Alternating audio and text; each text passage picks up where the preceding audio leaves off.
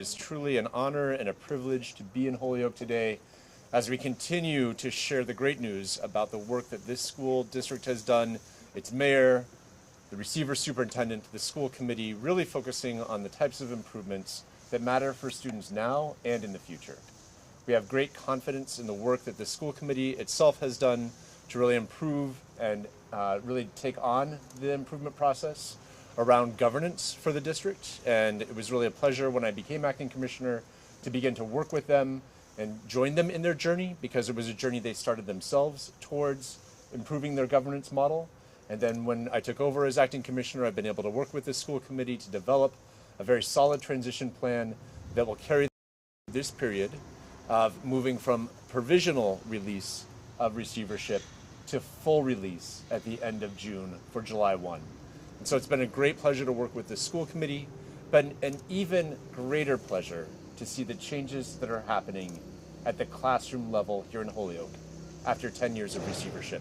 I had the pleasure today of walking through the high school and Kelly School with Mr. Soto, and the changes are remarkable, and they are making a difference for the lives of children now.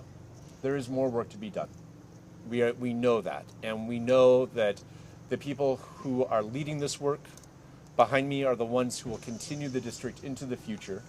We will keep some aspects of the improvement process in place through the authorities that I have as commissioner post-receivership, but I have great confidence that the improvement will continue without this state lever in place because of the amazing leadership of this district. So thank you very much. Really glad to turn it over now to Mayor Garcia.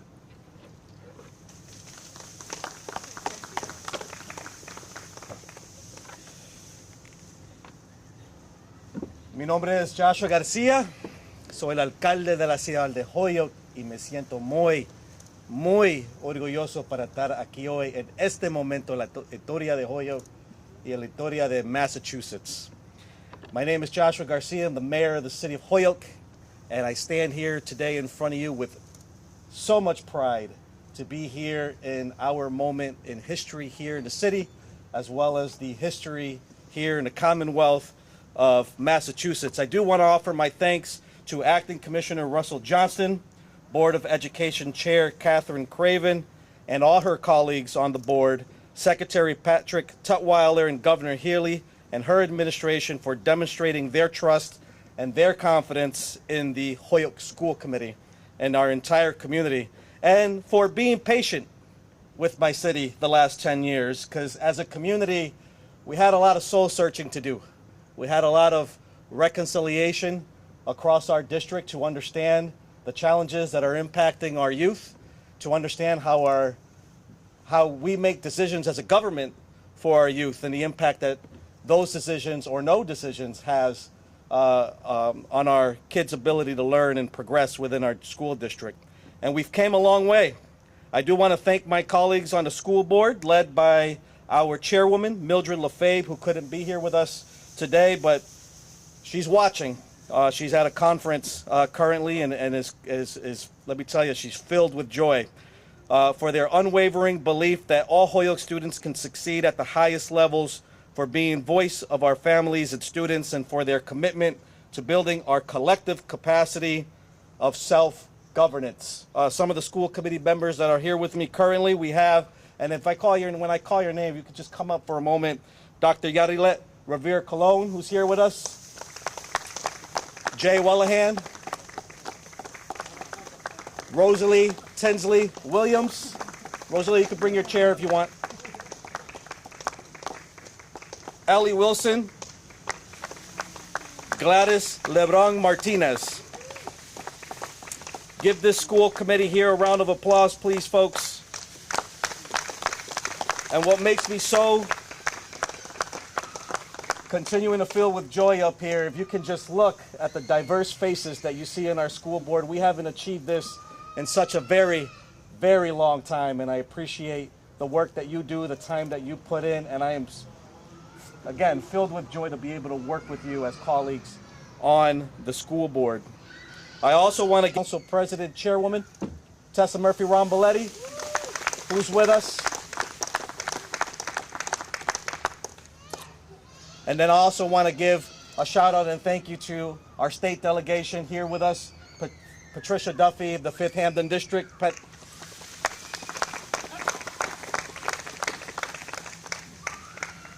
Thank you to our receiver, Superintendent Anthony Soto, my fellow Holyoke Public Schools alum who stepped into the role of superintendent at a critical juncture during our world history, the pandemic, and has provided steadfast and collaborative leadership throughout his tenure. And most importantly, he consistently his decision and our discussion on those who matter the most, which is our children. So thank you so much, Anthony, for your leadership.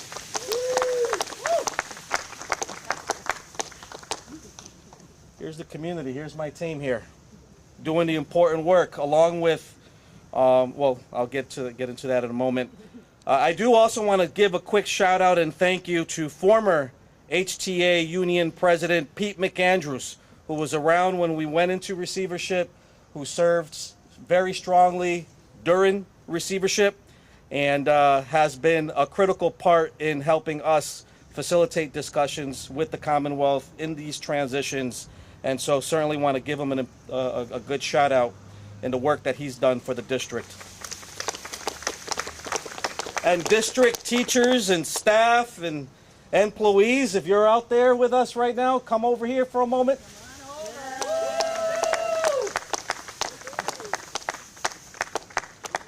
We want to give a shout out and thank you to the whole entire district and staff, those past and present, currently continuing to, they're the ones in the trenches, putting in the hard work, and again, for their patience through this process. And for those that are still with us, thank you for sticking with us and continuing to stick with us as we continue to navigate the needs of our community and do what's important for our youth.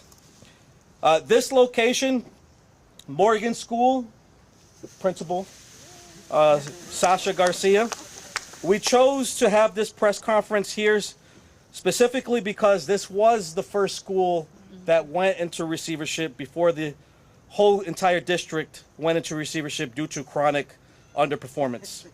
And on July 1st, Morgan School, along with 9 other schools, will transition back to local leadership. The school committee will continue to develop our skills and fulfill the expectations detailed in what we're calling our capacity building plan. We're rolling up our sleeves and we're doing the important work. So, Commissioner, I'm happy to tell you that in partnership, not in receivership. Right. That's right. And I know you gave us a provisional decision, so there's still an opportunity for him to pull back, and I know he will. I know he will if we don't keep our act together, community, right? Yeah, right. Yes. You're on the right path. I am happy to tell you that together we will be ready for July 1 because juntos podemos.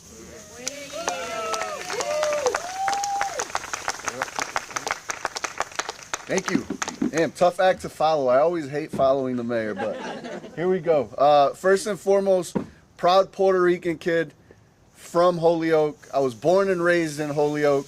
I went through the Holyoke Public School system and graduated, and I'm just, this is real personal to me. Holyoke made me the man that I am today, the husband that I am today, made me the father that I am today, and the professional that I am today, and I'm so appreciative of what Holyoke Public Schools has given to me, and I'm so appreciative of the state and all. You know, they came in 9 years ago and really invested a lot of resources. They invested a lot of support with Russell and Lauren and the entire team to come and just bring best practices to strengthen our instructional model, to make sure that the focus is on kids, and to make sure that the systems that we needed to be in place to be in a position that we're in today and that we will be in on July 1st, that those things happen. And really proud of all the work that we've accomplished over the last 9 years. And like I said, it's real personal to me, and I'm grateful for all of that. I'm also grateful for the mayor and his leadership getting us to this point, to the school committee. Even throughout the entire receivership, the school committee never went away. They never said, oh, we don't have any power, we don't need to do this. Like, they've always been there, meeting with us every single month, making sure that they were elevating issues that were important to this community and that were important to them. And I just want to thank them for that continuing to stick with us and be in the position that you are today to resume local control. And I speak for all of us when I say that this announcement really reflects the hard work of all of our students out there, all of our teachers out there, all of our building leaders out there that, like the mayor said, stuck around, stuck here. Because of all of that hard work, we're in the position that we are today. We weren't the first district to go into receivership, but we're definitely the first one that's going to get out of receivership. And you know, I named briefly like some accomplishments that we have, and we will be sharing a presentation in November. The DESE's board will be coming out here, so we will kind of tell the story of receivership and where we're at and what the capacity building plan is going to look like. But briefly, I just want to name, you know, one of the things that we did was increase our graduation rate by 14%, and even more so for some of our most vulnerable students. We're standing on a place right now where this wouldn't have been possible without the investments that we've made to our infrastructure. Every single building we've invested in. We're building a brand new school. We've invested over $100 million into our schools during receivership. We have an instructional model. We just walked through schools, and Russell was telling me, pulled me aside, and he just tells me how different it feels, the work that's in front of kids, the support that they're getting from coaches, the work that the teachers are doing. All of that came with this investment that receivership has brought into Holyoke, and I'm so grateful. So much more to be proud of. You know, we went from, we almost tripled the number of teachers of color that we have in Holyoke, and we've increased access to pre-K, we've increased access to early college, and other dual language programming, which is such a great program for our community. So much more to be proud of, but I know that there's still a lot of work ahead. And one commitment that I'm making to this community and to the school committee and to our students is that I want to make sure we deliver on that capacity building plan. I want to partner with the school committee. I want to partner with the state and continue to move in that direction so that July 1, there is no question we will be reverting back to local control, because we are doing everything that we need to do. And I'm excited to roll up my sleeves with my colleagues here and get it done. Thank you.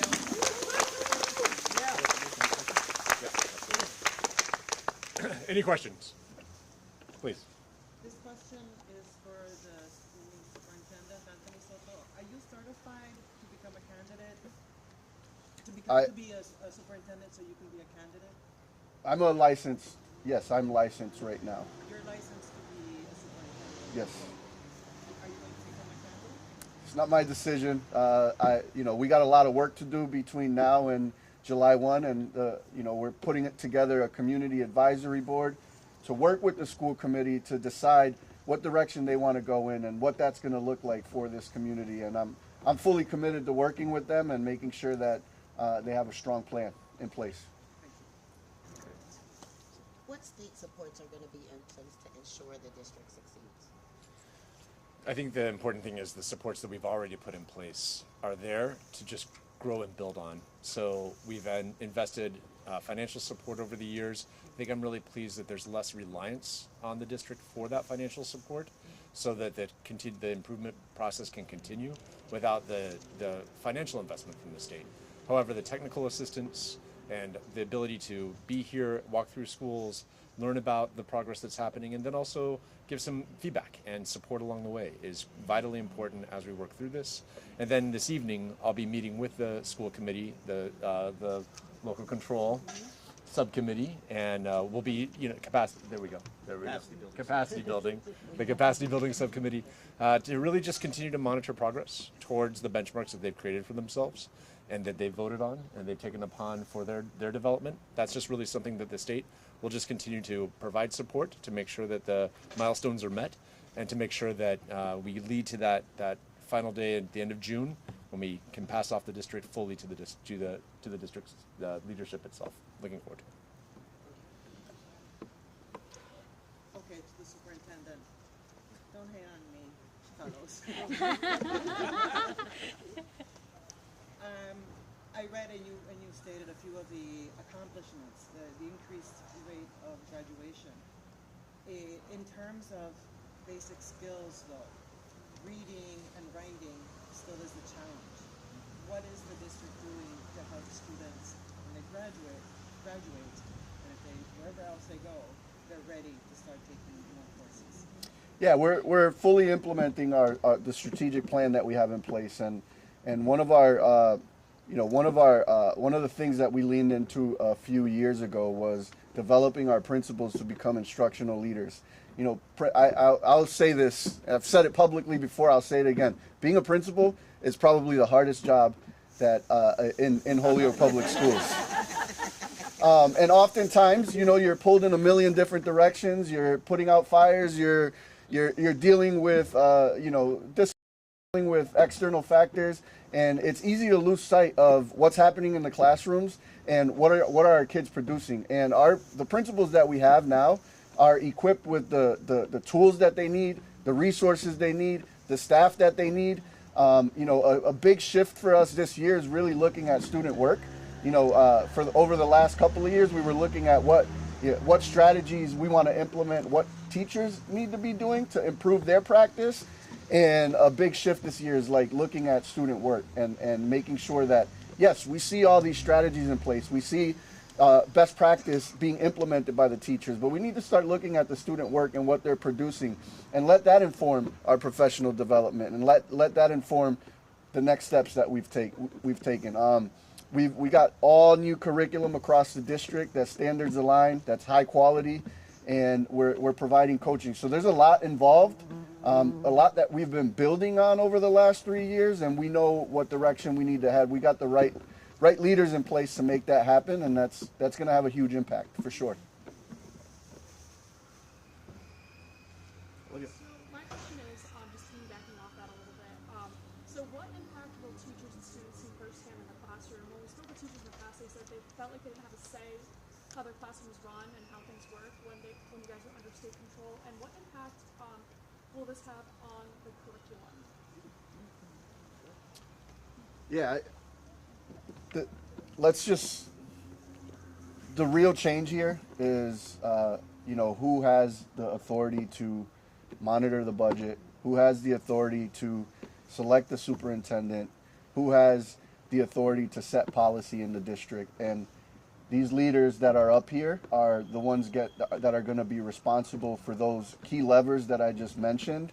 I think that initially, I hope that all the work that we've built on in terms of building that instructional model, having high quality curriculum, and having staffing in place to support improving the quality of teaching and looking at what our students are doing and adjusting to that. I hope that not much of that changes. Honestly, that's my, I hope that we continue to build off of that momentum and really just take it to the next level. I think there's a lot of work that has to happen from a governance standpoint, and there's a lot of adjusting that will happen there. And depending on, what policies the school committee decides to set in the future, I don't expect to see a ton of change in the actual classroom because there's so much work that has to happen for this transition to be successful outside of the classroom. If I could just build on that quickly too, though, from the state level, I just see the extent to which Mr. Soto is listening to the teachers in the district and constantly presenting to us, here are things that he and his team are looking to change and improve. And a strong signal of that is the change to the schedule for this year, and that teachers have common planning time, and that early release every Wednesday is built on the feedback from teachers, is built on what we know about improving practice in the classroom for children and giving teachers more of that time to plan and grow together. So I just see the constant ways in which, as a leader, Mr. Soto is always listening to the educators and making adjustments, and I know that will continue into the future as well. This is for the commissioner. Next one's to you, Josh. Commissioner, you came on board just a few weeks after the previous commissioner said these schools were going to remain in receivership. What did you see that the previous commissioner did not see that led you to make the decision, okay, let's start working on bringing back over? Sure. So the previous commissioner had said he wasn't going to exit the district through the process that was requested last winter, and he said there needed to be different follow-up instead.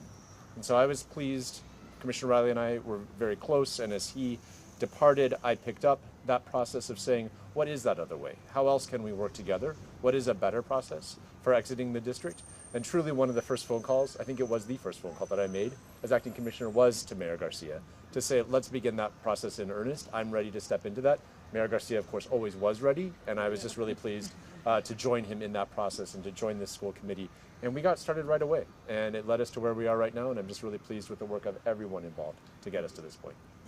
Just to add further clarification on that too, this wasn't, former commissioner, it wasn't at all that he wasn't interested in starting a process, or he felt strongly that there has been some improvements. The challenge, really the frustration, was this district for a very long time not feeling like a partner in the process. It didn't feel, there was no two-way communication. No district has ever came out of receivership, so there was no blueprint or process, and in that letter it was vaguely written, and we wanted a little more concrete steps. And what I appreciate with Commissioner Johnson when he stepped in was, it's being honest, right? Like, we don't have a blueprint. I don't know what it is. You guys don't know what it is, but you know what? We're going to figure it out together. And that's all we wanted. And on top of that, there were commitments to 7 meetings.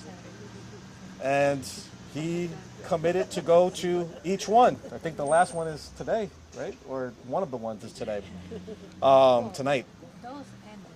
These are now updates on what we were doing. And that right there for us was what we were looking for, a partnership in the process to work together to understand how we navigate the unknown so that we're on a path, some sort of path to progress. And Commissioner Johnson, did exactly that, and we appreciate. And again, shout out to Governor Healy, who has been very focused and attentive to our district desires and agreed to that and made sure it happened. Thank you, Mayor. Sure. So Holyoke is the first to work on exiting receivership. What could the other districts in receivership learn from this, and where do things stand with those other school districts? We are working very closely with the other 2 districts to also formulate a plan for their own capacity building to, again, find that roadway, that roadmap towards exiting from receivership. And so there are individualized ways of which we're going about this in the other 2 districts, but there is certainly a lot to learn from and build on based on our experiences with the great team here in Holyoke as well. Jackie, how much more time do we have? Does anybody want to know about the capacity building plan? Oh, you were going to ask that? Yeah. Well, it is my honor to introduce to you the chairwoman of the capacity building for local control subcommittee of the school board, Dr. Yadilet Rivera-Colon. Hello, everybody. Dr. Yadilet Rivera-Colon. Not to be pretentious, but because not many doctors look like me. That's one of the things that we want to be doing for our students, showing them all the things that they can be. But in order for us to be able to do that, we need to be ready. And I'm not going to say that we weren't ready, but we wanted to make it official, right? To be able to really be working with the situations that we have now in our schools so that we are ready to be those leaders. So we are working on learning about superintendent evaluation, superintendent search, policy, finance, and not just the broad strokes of what that is, but the day-to-day. Who's going to be signing for things? Who's going to be ready to be able to lead what we're going to do? Part of this, we wanted to be able to listen to our community, our families, our teachers, everybody in our community. And for that, we have our community advisory team, which there was an open call for everybody who wanted to be part of it. And I will say that I see some of the people who are part of the community advisory team here today. And I will say that that's only just yet another step in the right direction. And I have to give a shout out to Lauren Wu, to Jennifer Wu. Any one of you who want to see it, it is up online. You can check it out. So that way you can see where we're going. And if you're excited enough, we will be meeting tonight at 5. And we will be talking about all the updates and the progress that we have made towards the plan, because we are ready to take back our schools. Thank you.